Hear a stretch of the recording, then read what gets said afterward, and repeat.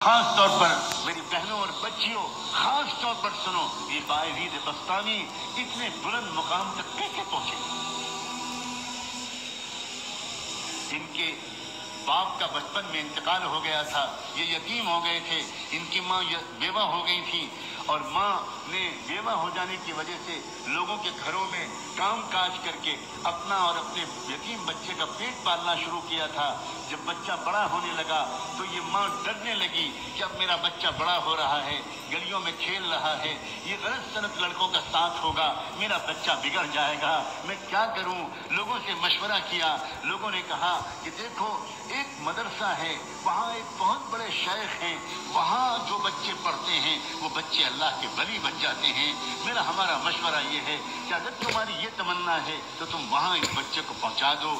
ماں، بیوہ ماں اپنے یتیم بچے کو لے کر پتہ پوچھتے پوچھتے اس مدرسے میں پہنچ گئی، وہاں جا کر ان بزرگ سے ملاقات کی، سلام کیا، تعارف کرایا، حضرت میں غریب بیوہ عورت ہوں، مزدوری کر کے لوگوں کے گھروں میں کام کر کے اپنا اور اپنے یتیم بچے کا پیٹ پالتی ہوں، اس یتیم بچے کو ساتھ میں لائی ہوں، یہ گلیوں میں کھیلنے لگا، مجھے ڈر لگ رہا ہے کہیں بگڑ نہ جائے، اور میری تمنا یہ ہے، اور میرے مرحوم شوہر کی بھی یہی تمنا تھی کہ میرا بچہ عالم ربانی بنے، دین کا خادم بنے، اسلام کا جھنڈا دنیا کے اندر پھیلائے۔ میں تو اس لیے آئی ہوں، مجھے لوگوں نے آپ کا پتہ بتایا، اس بچے کو اپنے پاس رکھ لیجئے اور اس کو ایسا عالم بنا دیجئے کہ وہ نائب رسول بن جائے اور اللہ کو پسند آئے۔ وہ بزرگ بہت متاثر ہوئے اس بندی کی ان باتوں سے، کہنے لگے اچھا چھوڑ جاؤ، میں جو کچھ کر سکوں گا کروں گا۔ مگر یہی نہیں، جاتے جاتے اس اللہ کی بندی نے ایک ریکویسٹ اور کی، ایک درخواست اور کی، اور کہنے لگی حضرت ایک درخواست اور ہے، یہ بچہ پہلی بار گھر سے نکل رہا ہے، اس کو میری یاد بہت آئے گی، یہ بہت مجھے یاد کر کر کے روئے گا، آپ سے چھٹی مانگے گا، گھر آنے کی اجازت چاہے گا، مگر حضرت اگر یہ جلدی جلدی گھر آئے گا تو اس کا دھیان بٹے گا اور پھر یہ وہ نہیں بن پائے گا جو میں اس کو بنا ہوا دیکھنا چاہتی ہوں، اس لیے حضرت کچھ کیجیے گا، اس کو میرے پاس تو تبھی بھیجیے گا واپس جب یہ اللہ کا ولی بن جائے۔ وہ حیران رہ گئے، وہ شیخ، وہ بزرگ، یہ کیا عورت ہے، اس کی کیا ہمت اور تمنائیں ہیں۔ کہنے لگے اچھا جاؤ دعا سے میری مدد کرنا، میں جو کر سکوں گا تمہارے بچے کی تعلیم و تربیت کے لیے کروں گا۔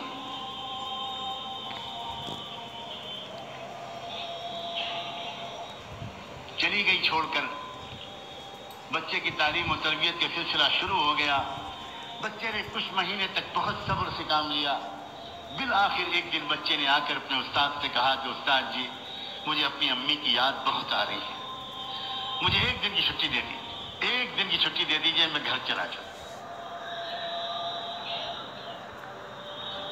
اب استاد بہت پریشان ہے، اگر اجازت دیتے ہیں، چھٹی دیتے ہیں تو ماں سے کیا گیا وعدہ ٹوٹتا ہے، اور اگر چھٹی نہیں دیتے تو اس معصوم بچے کا دل ٹوٹتا ہے، کیا کریں؟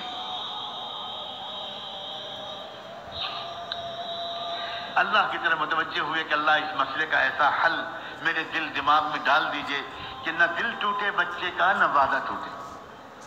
اللہ نے مدد فرمائی، دل میں ایک ترکیب آ گئی، اور کہنے لگے اس بچے سے کہ بیٹا ایک کام کرو، میں تم کو سبق دیتا ہوں، وہ سبق یاد کر کے شام تک سنا دو گے تو میں تم کو چھٹی دے دوں، میں تم کو چھٹی دے دوں۔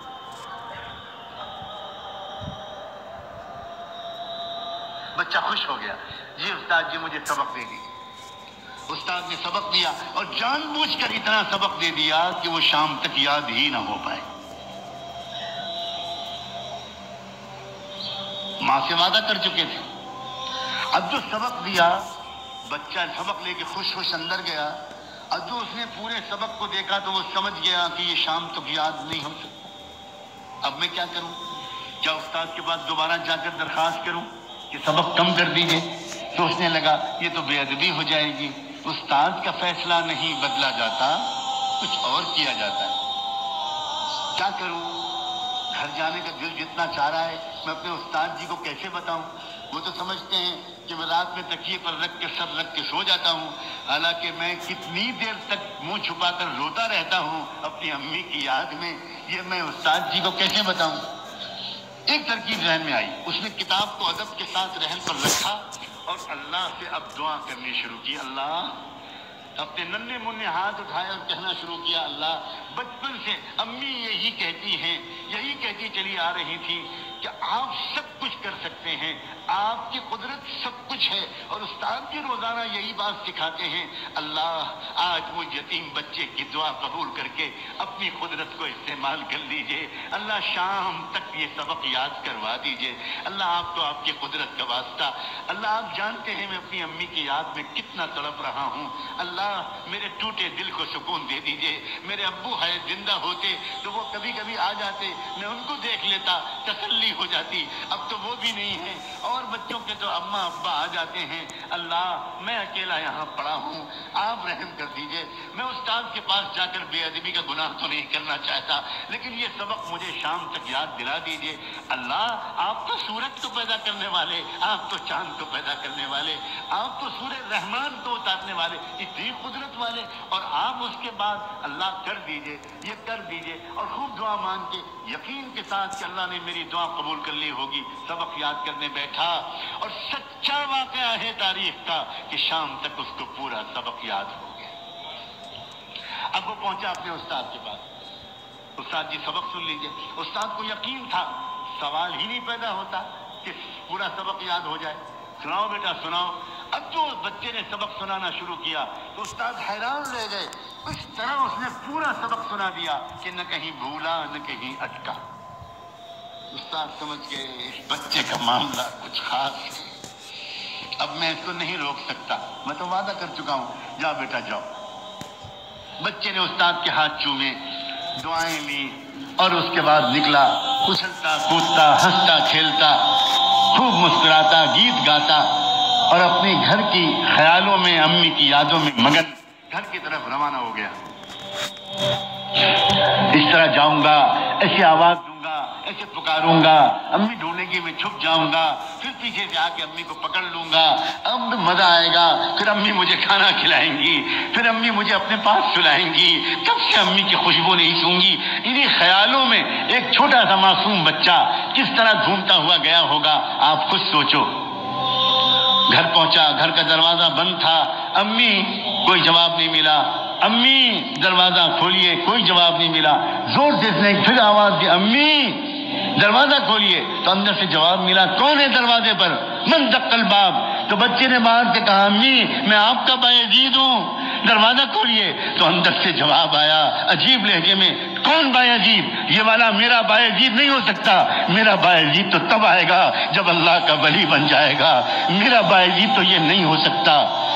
بس بایزید بستامی، وہ بچہ وہیں پہ کھڑا روتا رہا روتا رہا روتا رہا، سمجھ گیا میری امی نہیں چاہتی کہ میں ابھی جاؤں، میرا دھیان بڑھ جائے گا، بہت دیر تک روتا رہا، پھر واپس آ گیا، گیا تھا ہنستا ہوا، واپس آیا روتا ہوا، آیا آ کر مدرسے پہنچا، استاد کے پاس پہنچا، سلام کیا، استاد حیران رہ گئے، بیٹا تم کیسے واپس آ گئے، کیا ہوا، خیریت تو ہے؟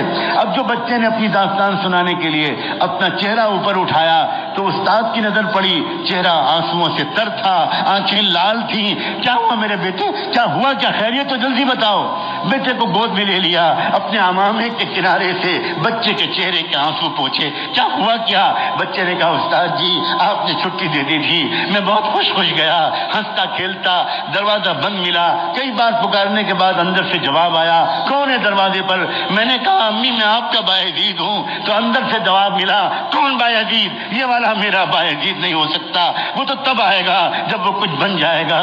پھر کیا ہوا، میں وہیں کھڑا روتا رہا، بہت دیر روتا رہا، پھر واپس آ گیا۔ اب استاد جی میں گیا تھا کھیلتا ہنستا، آیا ہوں روتا ہوا۔ استاد بھی کمال کے استاد تھے، کہنے لگے بیٹا ایک بات بتا دو، تم اپنی ماں سے ناراض ہو کر تو نہیں آئے ہو؟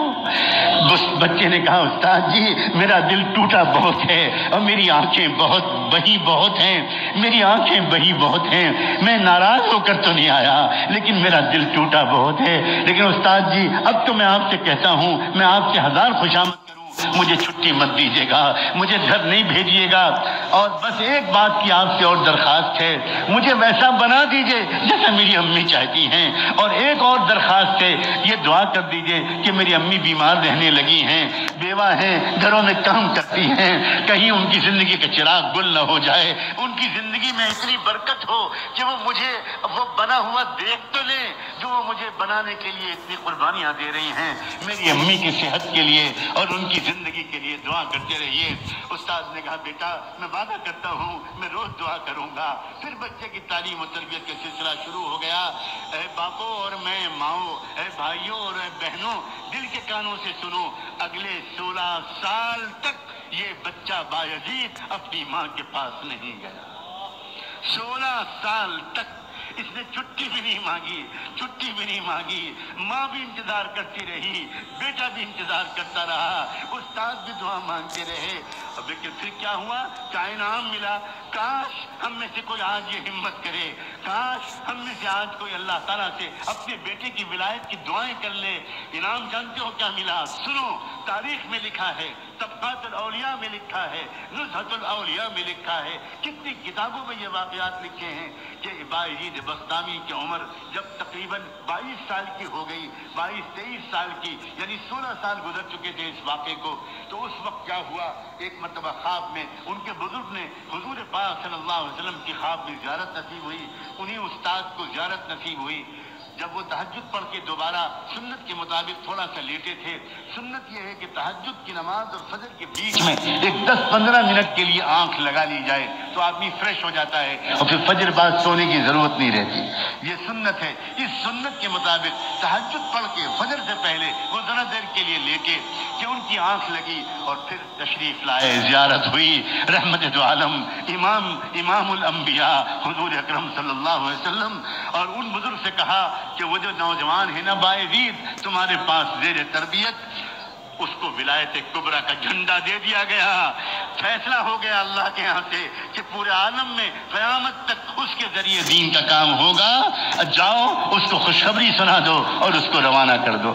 جلدی سے اٹھے، تازہ وضو کیا، اندر گئے، دیکھا وہ لڑکا ابھی نماز پڑھ رہا تھا، پیچھے بیٹھ گئے اور پیچھے بیٹھ کے انتظار کرنے لگے۔ نوجوان جب نماز سے فارغ ہوا بایزید تو پکارا کہ بیٹا ادھر آؤ، قریب بلایا، سینے سے لگایا، پیشانی کو چوما اور کہا یا بایزید تمہاری ماں کی قربانی رنگ لائی، تمہاری بیوہ ماں کی دعائیں قبول ہوئی، تمہارے باپ کی تمنا پوری ہوئی اور تمہارا مجاہدہ اللہ کے ہاں قبول ہو گیا، جاؤ اب اللہ تم سے دین کا کام لے گا۔ سینے سے لگایا، نور نسبت کو منتقل کیا، اپنا عمامہ اتار کر ان کے سر پر رکھ دیا، کہا جاؤ اب تم سے اللہ دین کا کام لے گا، اب تم کو یہاں ٹھہرنے کی ضرورت نہیں۔ بایزید بسطامی نے اپنے استاد کے پھر ہاتھ چومے، پیشانی کا بوسہ لیا، سر پر ہاتھ پھروایا، دعائیں لی اور پھر اس کے بعد روانہ ہوا۔ وہی راستہ تھا، وہی گھر تھا، وہی گھر کا دروازہ تھا، آج بھی دروازہ بند تھا، مگر آج کیا ہوا؟ جیسے ہی پہنچے اور جا کر آواز دی امی، پہلے ہی دروازے پر آواز پر ماں دوڑی ہوئی آئی، دروازہ کھول دیا، سامنے نوجوان سنت کے لباس میں ملبوس، تقوی کی نور پیشانی سے پھوٹتا ہوا۔ ماں نے دیکھا آ گیا میرا بیٹا، آ گیا میرا لال، میرے جگر کا ٹکڑا آ گیا۔ بچے نے کہا جی امی میں آ گیا۔